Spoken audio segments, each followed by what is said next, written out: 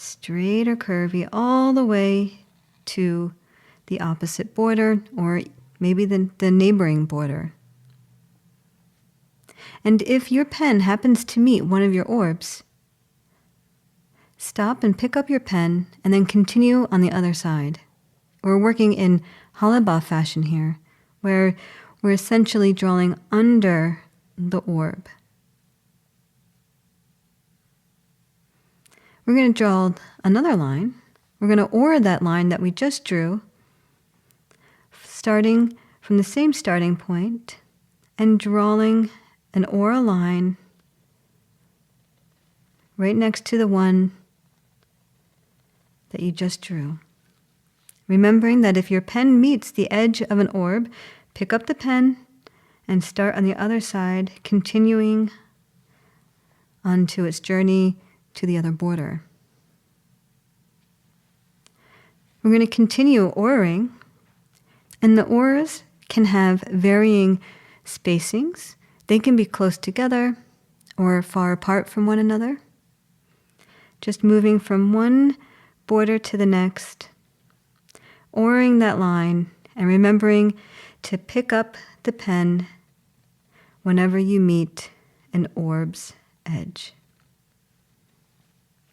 Continue drawing the line, and maybe at some point you decide that you don't want to do an exact aura, that maybe you want to mix it up a little and change the nature of those aura lines.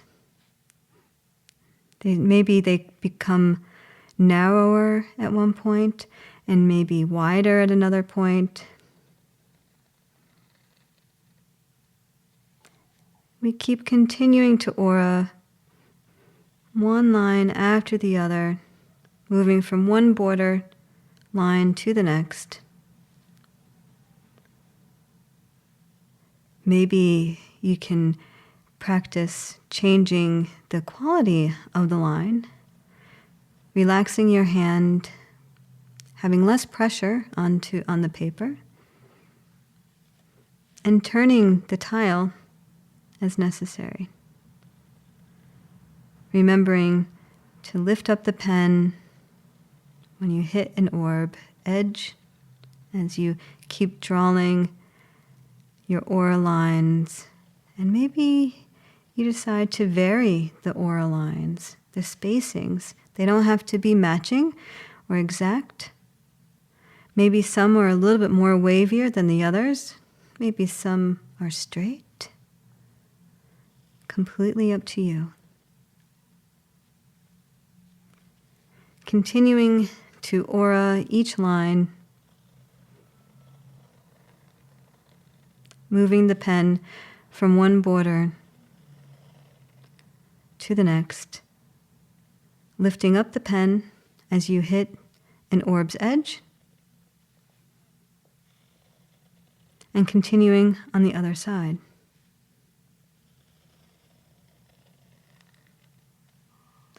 Once you have all of your lines down,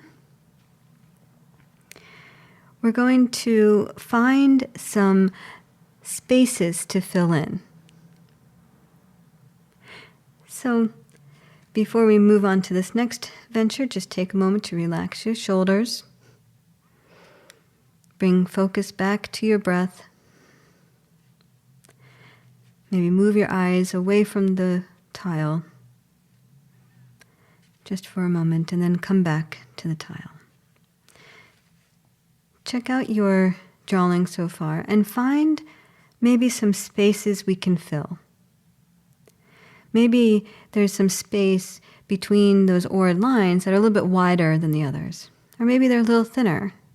But pick a space and draw a line between the aura'd spaces, between the aura'd lines, perpendicular to those aura'd lines.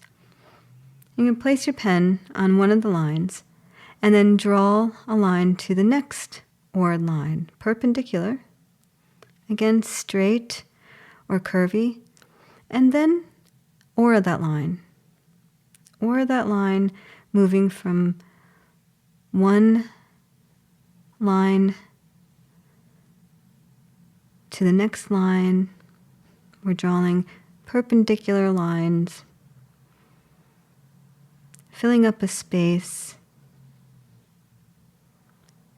between the oared lines we previously put down. And you can fill as much as you want of that space, and the space doesn't necessarily have to be defined. We can stop oaring these lines at any time. Maybe you want to stop now, or maybe you want to continue all the way down through that oared space. Whichever you decide.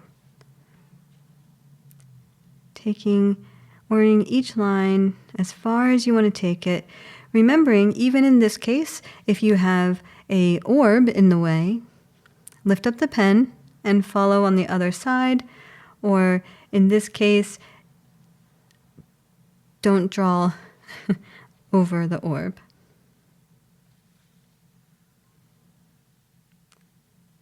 So oaring as much as you want in between the spaces of those oared lines. Try not to draw into the orbs that you've laid down. And then find your next space. Maybe turn the tile, examine what you have so far, and maybe you want to fill another space between those oared lines. It can be the whole space from border to border, or it can be just a portion. Putting down just one line, straight, curvy, it doesn't matter. And then oaring that line for as long as you want. Maybe it goes from one border to the next. Maybe it doesn't. Maybe the oars are close together. Maybe they're further apart. There's no right or wrong. Just putting down lines. Remembering to not draw over the orbs that you've just put down. And then maybe finding one more space to fill.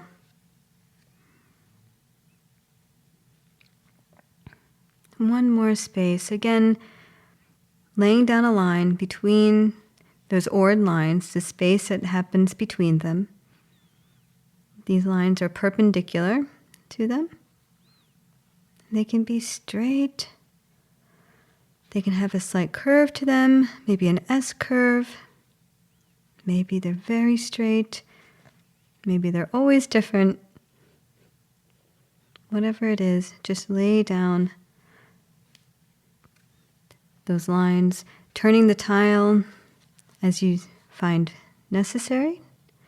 That makes it more comfortable for your hand and gives you just about the same kind of stroke without trying to strain your hand. Remember, a light touch with the pen, relaxing the hand. Okay, now that we have our fillers, our spaces done, we're going to shade what we have here. So you can cap your pen and pick up your pencil. And we're going to start with shading around the edges of our border. So laying down graphite on the outside edge of the orbs. You can put your pencil at a very low angle and get the point of your graphite pencil right up against the edge of the orb and start adding some graphite around each orb. Finding the orb and laying down graphite around the edge of each orb.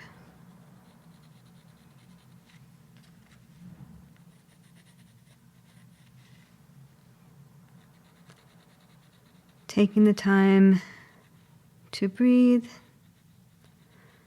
Resting the hand if necessary. Relax the shoulders as you take the time to add graphite to each of the orbs on the outside edge of the orbs.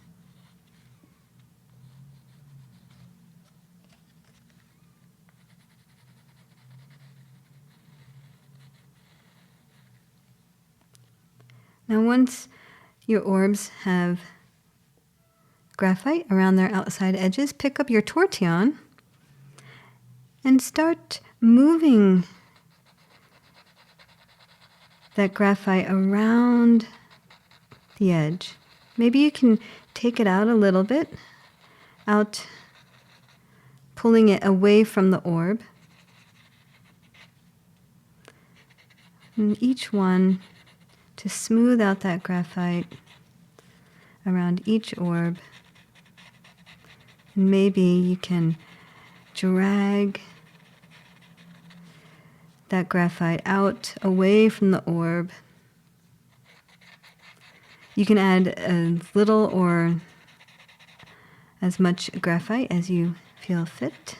You can always add more graphite later. But in this case, it's kind of hard for you to mess up the graphite. I'd say don't worry about it and just move the pencil and then the tortillon around the orbs, spreading the graphite out away from the orb itself, with the darkest part of the orb at the edge.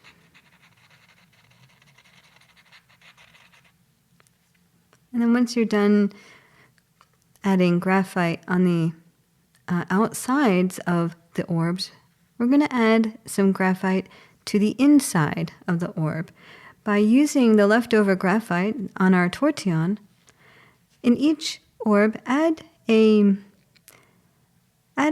small curved line using the tortillon that's represented, maybe it looks like a smiley face, that kind of follows the edge of the orb.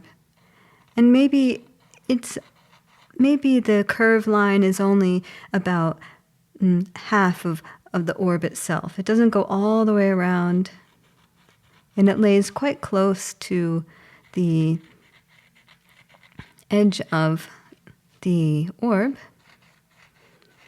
We're adding shading to give the orbs a little bit of a 3D dimension.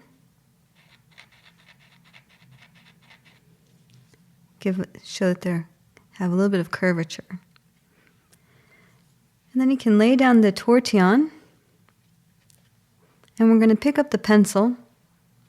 And again, we're going to add graphite and lay it down on the inside of the border line. So you're going to bring the pencil up to the border line and lay down some graphite, following along the border line or the border edge there, adding as much graphite as you want or as little as you want, bringing that graphite right along the edge, the inside edge of the border line.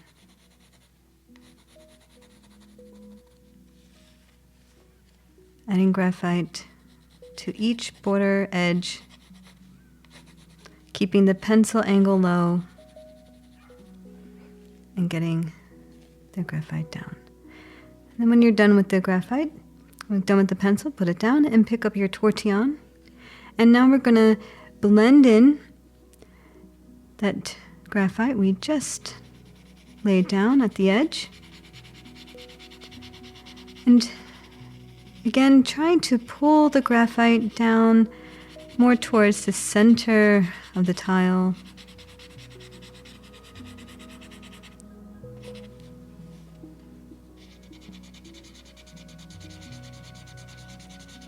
Working the graphite into the paper, keeping the tortillon low at a low angle, practically on its side, drawing that graphite down towards the center of the tile.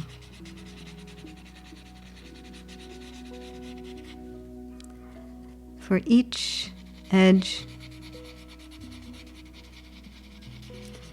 we're pulling that graphite down, blending it in, making a soft shade of gray in our tile. And once you're done with that, I invite you to pick up your tile and put it at an arm's length and observe it from afar. Maybe tip it over, turning it, and see maybe there needs to be some more. For instance, maybe you want to add some shading to the filler that we added.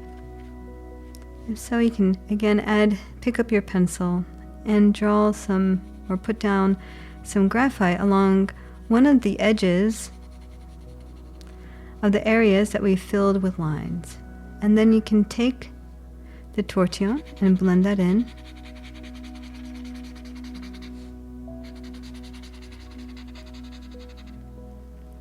And can continue as much as you want, or maybe you want to add some line weighting somewhere, or maybe there's just more elements that you'd like to add. This is the time to add it if you like.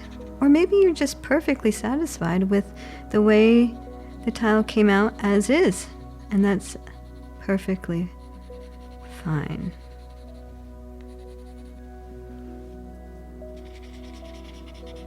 Now when you're done adding extra love to your tile, you're going to put down whatever, your pencil or your tortillon, if you're using that, and then pick up your pen, if you haven't picked it up already, and add your chop. Finding a suitable place for your chop, maybe turning your tile, finding that right spot to put it.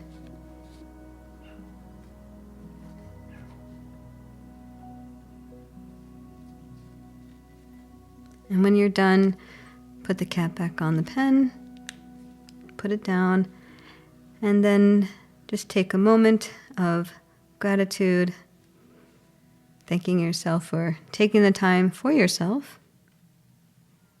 And I thank you for joining me on this voice-guided Zentangle adventure.